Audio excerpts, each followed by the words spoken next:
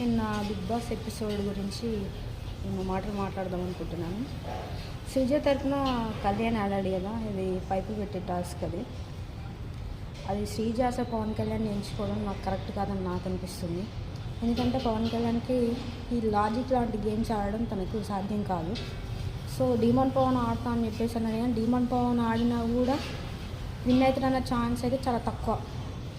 Okay, ఒక 50% chance win అయ్యే chance ఉంది, 50% ఓడిపోయే ఛాన్స్ అవుతుంది. దీనికి కరెక్ట్ సూటబుల్ అంటే ఇమాన్యుయల్ బాగా ఆడాడు. నిజానికి ఏ మాటకు ఆ మాటకి చెప్పుకోవాలి. తనకు మంచిగా గేమ్ ఆడడం అయితే తనకు బాగా తెలుసు. ఫిజికల్ టాస్క్లు అయితే డీమన్ పవన్ బాగా ఆడుతాడు. ఈ లాజిక్ విషయంలోకి వస్తే మాత్రం తను ఆడలేడు. ఇక కళ్యాణ్ అయితే ఇక అసలు 50% 20% కూడా లాజిక్ గేమ్స్ అయితే తను ఆడలేడు. అసలు శ్రీజ తనని ఎంచుకోవడం కరెక్ట్ కాదని నాకు అనిపిస్తుంది. మీకేమనిపిస్తుందో కామెంట్ చేయండి.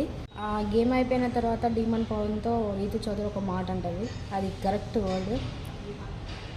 చూడడం ఒక తిరుగు ఉంటుంది, ఆడడం ఒక తిరుగు ఉంటుంది. చూసే వాళ్ళకి అంత ఈజీగానే అనిపిస్తాయి, కానీ ఆడడం చాలా కష్టం అని చెప్పేసి అన్నది.